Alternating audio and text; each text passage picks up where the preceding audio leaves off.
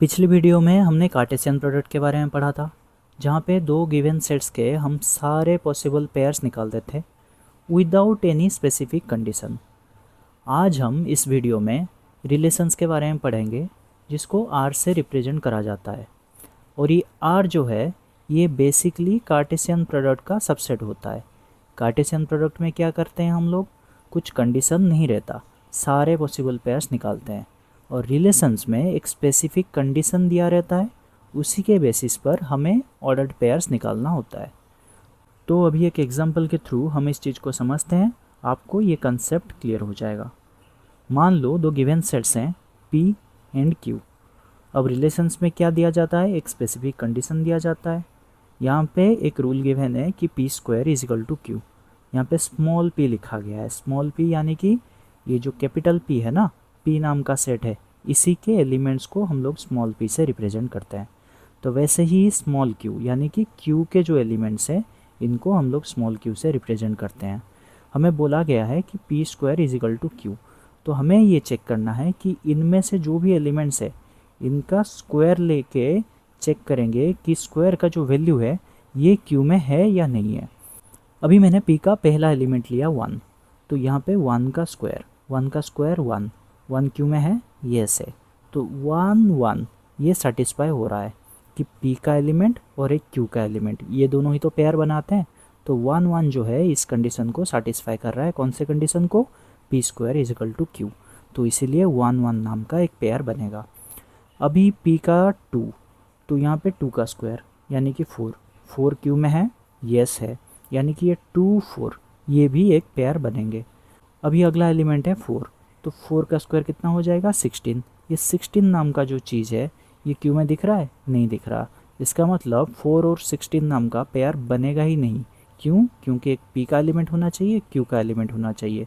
P में 4 तो है, लेकिन ये जो 16 है ये Q में है नहीं, तो 4 16 नाम का पेयर नहीं बन सकता। तो टोटल दो पेयर बन रहे हैं, क्या, 1 1 एंड 2 4। ये किसके पेयर्स हैं, ये जो रिलेशंस हैं आर, इसी के ही पेयर्स हैं। रिलेशंस क्या होता है, एक स्पेसिफिक कंडीशन होता है या रूल होता है। यहाँ पे वो कंडीशन या रूल क्या गिवन है, P² is equal to Q। तो हमें आर सेट मिल गया दिस। अभी ये जो आर है यानी कि रिलेशंस, इसको हमने रोस्टर फॉर्म में लिख दिया। कैसे लिखा, इस रूल से लिखा। पर ये जो रूल है इसको हम लोग सेट बिल्डर फॉर्म में ही रिप्रेजेंट करते हैं। तो सेट बिल्डर फॉर्म में आर को कैसे लिखेंगे, आर को लिखेंगे कि ऑर्डर्ड पेयर्स पी क्यू यानी कि पहले P है, P का एलिमेंट रहेगा पहले, बाद में Q है तो Q का एलिमेंट रहेगा, सच दैट यहाँ पे ये जो रूल है वो आ गया, P² is equal to Q। और दोबारा से मैंने मेंशन कर दिया कि P जो है ये सेट P का एलिमेंट होना चाहिए और Q जो है ये सेट Q के एलिमेंट होने चाहिए। ठीक है, ये जो सिंबल है इसका नाम है बिलोंग्स टू, यानी कि P is an element of capital P and Q is an element of set Q। ठीक है, सेट बिल्डर फॉर्म में हम लोग जब लिखते हैं, कैसे लिखते हैं, तो set of all elements y such that y is equal to 4x plus 3। अभी क्या करते हैं, x को डिफाइन करते हैं कि x एक नेचुरल नंबर है और फिर y जो है ये मान लो z है। तो इसमें क्या करते थे, the set of all y लिखते थे। वहाँ पे सिर्फ एलिमेंट्स लिखना होता था तो सेट y लिखते थे। यहाँ पे क्या लिखना है, यहाँ पे ऑर्डर्ड पेयर्स आता है, तो इसलिए हमने PQ लिखा। उसके बाद कंडीशन लिखते थे, यहाँ पे कंडीशन लिख दिया। उसके बाद जो भी x और y है ये दोनों को हम लोग डिफाइन करते थे। यहाँ पे y और x है तो x को डिफाइन करते थे, y को डिफाइन करते थे। यहाँ पे क्या क्या है, P और Q है, तो हमने P को डिफाइन कर लिया, Q को डिफाइन कर लिया। अब एक चीज़ नोटिस करो कि ये जो R आ गया, इसमें टोटल कितने ऑर्डर्ड पेयर्स आ रहे हैं, दो ऑर्डर्ड पेयर्स आ रहे हैं।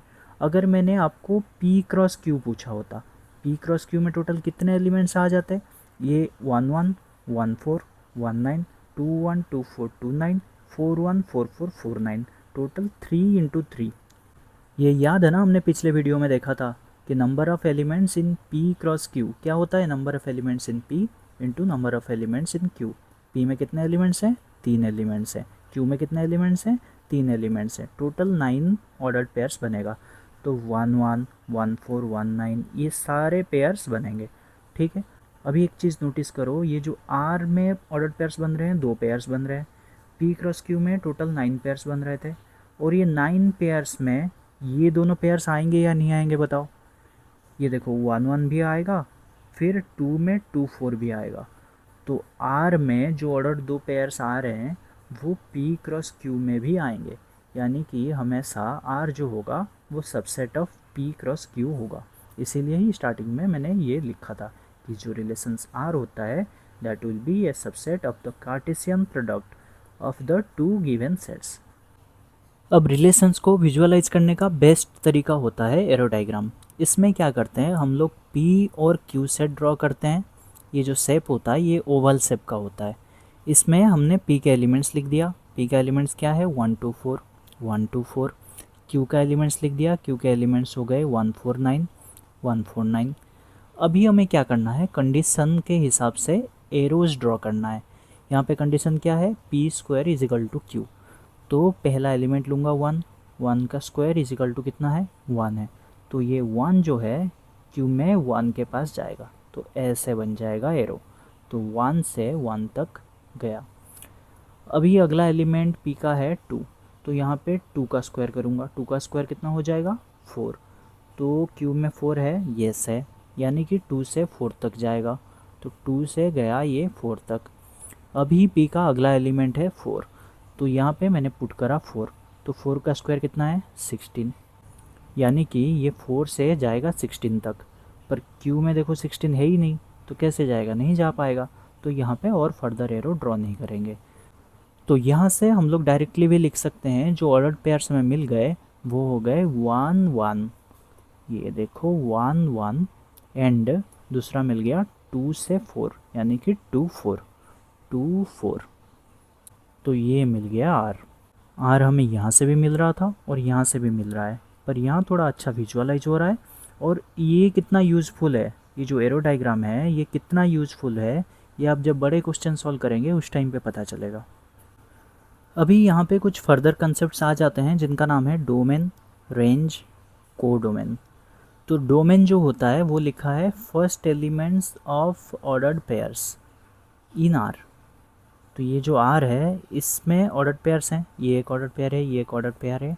ये ऑर्डर्ड पेयर्स में फर्स्ट एलिमेंट्स क्या क्या है, पहला ऑर्डर्ड पेयर में पहला एलिमेंट है 1 और 2, तो इनका एक सेट बना दो, वो हो जाएगा डोमेन। तो डोमेन हो जाएगा पहला एलिमेंट 1 है, यहाँ पे 2 है, तो 1 एंड 2। तो डोमेन जो है ये हो जाएगा 1 एंड 2।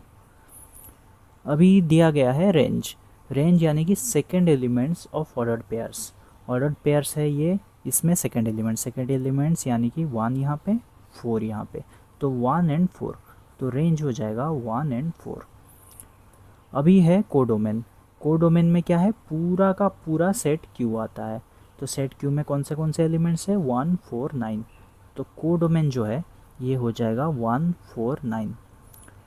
अब यहाँ पे एक चीज़ नोटिस करो, पी के वो एलिमेंट्स जो ऑर्डर्ड पेयर्स में पार्टिसिपेट करें हैं वो आ जाता है डोमेन में।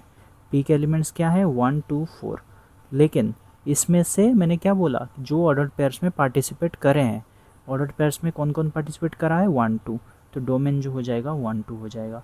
अब रेंज क्या आ जाता है कि क्यू के वो एलिमेंट्स जिन्होंने ऑर्डर्ड पेयर्स में पार्टिसिपेट करा है। ऑर्डर्ड पेयर्स में किसने किसने पार्टिसिपेट करा है 1 और 4 ने, यानी कि रेंज आ गया 1 एंड 4। और कोडोमेन जो है ये तो पूरा का पूरा सेट क्यू आ जाएगा, यानी कि ऑल एलिमेंट्स 1 4 9। अभी एक चीज़ नोटिस करो, मैंने बोला रेंज में क्यू के वो एलिमेंट्स जो ऑर्डर्ड पेयर्स में पार्टिसिपेट कर रहे हैं, यानी कि क्यू के सारे एलिमेंट्स में से कुछ एलिमेंट्स रेंज में आएंगे और कोडोमेन में पूरा का पूरा क्यू आएगा। तो इसका मतलब रेंज जो है ये कोडोमेन का सबसेट हो जाएगा। तो इसीलिए यहाँ पे लिख दिया मैंने range is a subset of codomain. आप यहाँ से वेरीफाई भी कर सकते हो, यहाँ पे रेंज क्या है 1 4 और कोडोमेन क्या है पूरा का पूरा क्यू। तो ये रेंज जो है इसी में से ही तो कुछ एलिमेंट्स होंगे, तो इसीलिए range will be A subset of codomain. अभी मान लो एक सेट दिया गया है ए जिसमें पी एलिमेंट्स हैं और एक सेट दिया गया है बी जिसमें क्यू एलिमेंट्स है। अब पूछा गया है कि number of relations possible from A to B, A से बी तक टोटल कितना रिलेशंस पॉसिबल होगा। मेरे को एक बात बताओ, अगर number of elements in A P है, number of elements in B Q है, number of elements in Cartesian product of A and B कितना हो जाएगा। इसका डायरेक्ट फार्मूला है number of elements in A into number of elements in B, यानी कि P Q हो जाएगा। तो ये जो है ये हो जाएगा पी क्यू।